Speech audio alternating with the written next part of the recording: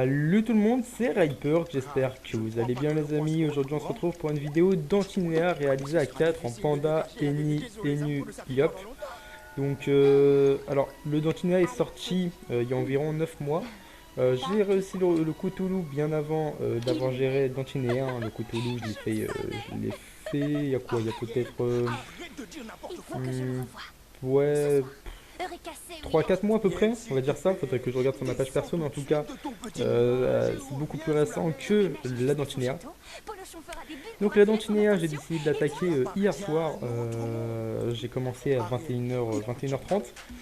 J'ai regardé un petit peu, ouais, j'ai fait des tentages jusqu'à 3h du matin quand même, je voulais pas lâcher, j'avais vraiment envie de la gérer. Malheureusement c'était pas tombé, donc bon bah petite nuit de sommeil pour récupérer un petit peu, puis voilà, ce matin, enfin ce midi exactement, mais pour moi c'était le matin, je venais de me lever, donc à 14h, ouais, je jugez pas. Euh, je l'ai fait tomber en 2 tentatives. Donc la première, deux ou pas.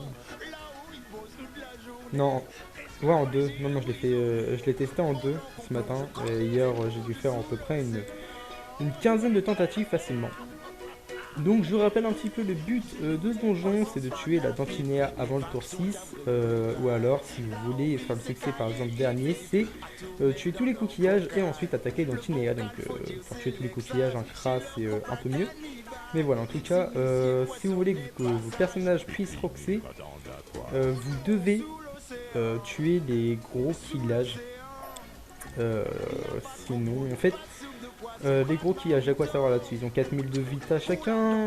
Ils correspondent chacun à l'un de vos personnages. Donc là, par exemple, vous voyez mon Yup a un petit 2 sur la tête qui correspond euh, au gros coquillage numéro 4. Avec le numéro 4 en bas, hein, vous ne trompez pas. Lenny a le numéro 4. Donc qui correspond à celui que le Yup est en train de taper. Et le panda numéro 3 qui est en haut à gauche. Que le Dantinet vient de cop, etc. Enfin bref. Vous avez un peu l'idée.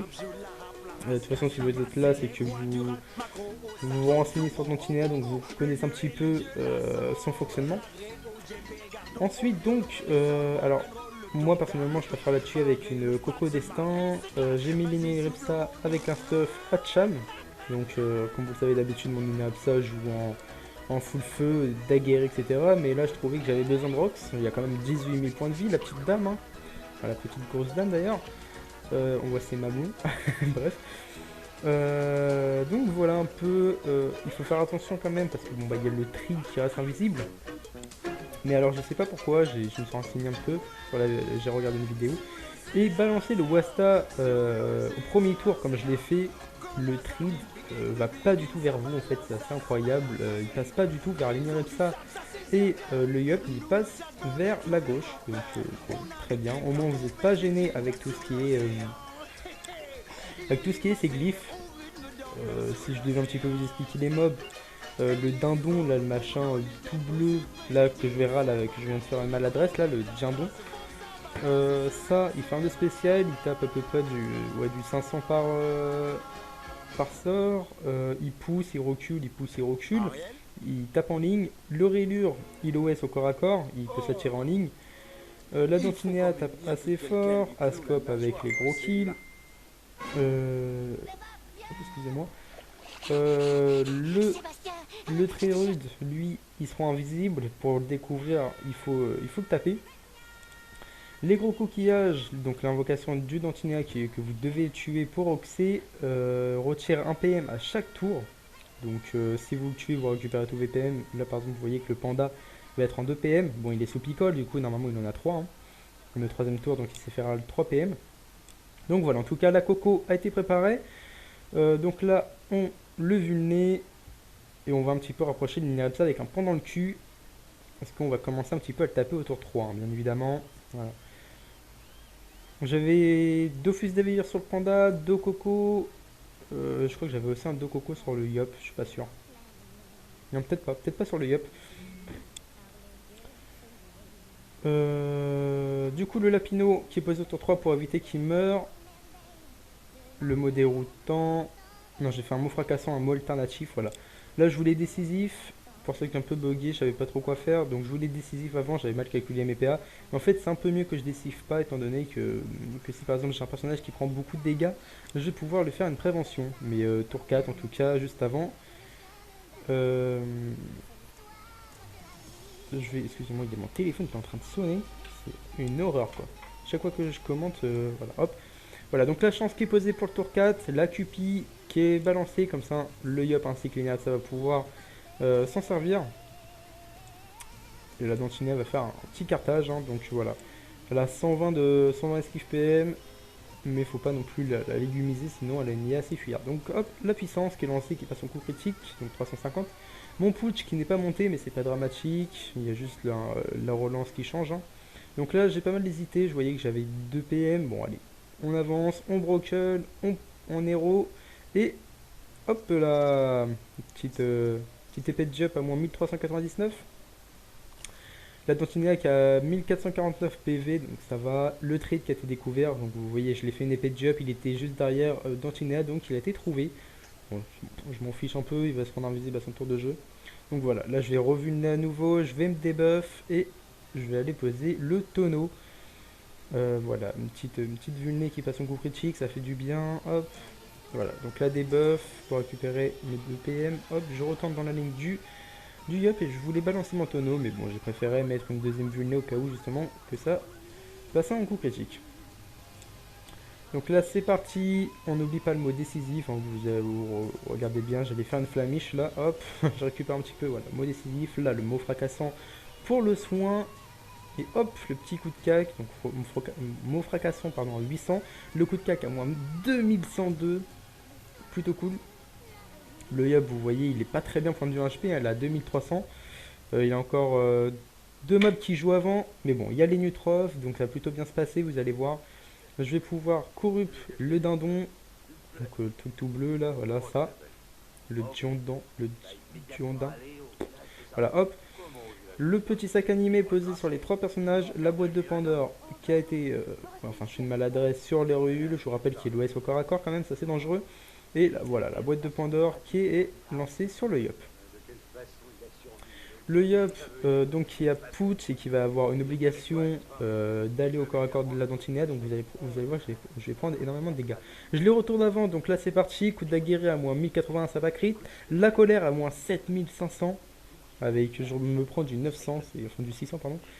Concentration, voilà, et puis là, moins 1129 à la concentration, puis là bon bah je vois très bien, c'est terminé, la destin ça passe tranquillement, et voilà. Coup critique, moins 2998, hop, et on booste le turquoise. Bon ça pas crit, mais on avait pour but de booster le turquoise. Alors là j'exprime un petit peu mon côté heureux, avec en guilde Clénutroph. C'était la première tentative en fait où j'arrivais à le tuer, donc j'étais assez satisfait. Le bouclier le bouclier prêté par Mac, donc un guild 2, le bras droit de ma guilde, m'a pas mal servi quand même je pense. C'est un bouclier assez cool qui augmente les dégâts au corps à corps, enfin, les dégâts des sorts au corps à corps, donc je pense que quand même sur triple concentration, destin, etc., ça m'a permis de faire le taf. Voilà, donc je balance le tonneau et là, avec l'énergie de ça, je vais pouvoir... bah, je voulais faire un Mojimo parce que bon, bah, je savais très bien que les Nutrophes étaient dans la ligne. J'ai pas pensé à le pousser en fait, là je pouvais éventuellement pousser les Nutrophes, mais j'ai pas du tout pensé. Donc voilà, je lui fais un petit mot de recul, mais bon, c'est pas très utile. La prévention que je lance sur le Yop. Et là, malheureusement, bon bah, je m'en doutais un petit peu, hein, il avait pile poil les PM pour rush, voilà, il rush, hop, et il bouffe les Nutrophes. Voilà, il l'OS carrément. Le Raylure qui est un mob assez dangereux, mine de rien. Mais bon, il n'y a pas de souci, je sors précis, il a de la faiblesse terre, hop, alors on va pression, pardon, double concentration et on a une petite épée de jump juste derrière pour éviter de taper pour l'Inirepsin tout simplement. Hop. Voilà, donc il n'a plus que 2400 PV. Question du Dofus des Veilleurs, ça fait toujours du bien. Petit coup de cac là vraiment, mais bon, voilà, le panda avait 4400, il était de coco, etc. Enfin 4400 vita. Donc il n'était pas vraiment là pour le Rox. Hop, on va double vulné. De toute façon, il y a l'Inerapsa qui en a de cham, donc c'est parfait, hein, c'est ce qu'on veut. Les 2000 points de vie, elle va les faire tranquillement, il n'y a pas de souci. Le dindon qui tue le tonneau. Hein. Je préfère ça qu'il embête mes persos. On fait du soin avec le mot... je sais plus le nom. Le mot fracassant, voilà. Et le coup d'Hatcham qui va permettre de tuer leur tueur. Hop. On se place en ligne, toujours avec le panda pour avoir le soin du de fils des veilleurs, 200 HP en plus. C'est toujours cool.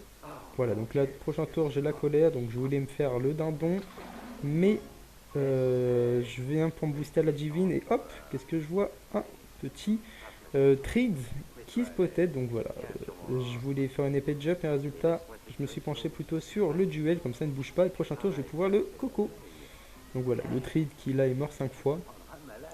Alors le trade est chiant, pourquoi? Pour ça, voilà. Donc il invoque une glyphe qui est impossible de s'en sortir sans avoir une stab ou une gravito. Donc le Wasta qui est posé sur le dindon pour éviter qu'il me fasse trop schmire, pour rester poli. La stab qui est lancée, je me picole pour éviter de prendre des dégâts. Hop, je viens pour sortir de la glyphe et là je retombe dans une seconde glyphe. Donc pris de panique, j'ai Chilo au lieu de faire un point enflammé. Hein, un point enflammé il tapait beaucoup plus, il avait 40% de résistance eau je crois. Voilà, 40% eau et 25% feu, donc voilà, le point enflammé aurait fait beaucoup plus de dégâts. En tout cas, là, je vais faire exprès de taper feu, enfin taper eau, pardon, avec le mot fracassant pour avoir du 200 de soin à peu près sur tous mes persos. Voilà. Le petit coup de K qui passe en crit, c'est à moins 1065 de maîtrise et sans mot décisif. Le Mojimo, c'est pas pour le râle, hein, bien évidemment, vous vous en doutez, il a moins 4 PM grâce au duel. C'est surtout parce qu'il va rester là. Donc il va terminer son tour au corps à corps de mes personnages, donc il va faire du soin, voilà. Donc 200 de soin en plus, c'est toujours cool. Je vais me puissance, je vais le coco, voilà. Pas besoin de claquer la destin, la précis ou quoi que ce soit. Un petit coup de cake, un petit coup de daguerri, ça passe très bien. D'ailleurs, faut faire une pétition auprès dans le Kama les gars, parce que les Erin ne prêtent plus du tout à cause de leur mage là. Et moi je suis triste. C'était mon clic préféré, je l'adorais vraiment. Et voilà, donc double vulné sur le dindon. Petit Chilo étant donné qu'il a de la faiblesse haut. Avec l'Inerepsa, donc j'allais me recon, me maîtrise et cac. Voilà, la recon mais qui au final n'est pas nécessaire. La maîtrise et le petit entre guillemets coup de cac. Hein, il va passer quand même à 1751, voilà, en crit. Et le tour du hub, donc il a la précis, il a encore la puissance. Donc ça il a 15 PA, pression, double coup de daguerri, pas de crit, c'est un crit sur la RI quand même. Triple concentration et la petite destin, malheureusement avec ses 40% de résistance feu, je vais pas réussir à le tuer malgré les vulnés. Il lui restait 60 HP. Mais voilà, le panda va pouvoir faire le kill.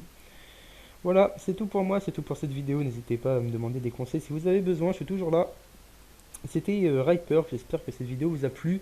On est à 84 abonnés, j'espère qu'avec cette vidéo on va réussir à monter par exemple au 90, ça serait vraiment cool ça les gars. Voilà, c'est tout pour moi, je vous dis à la prochaine pour d'autres vidéos, c'était Riper.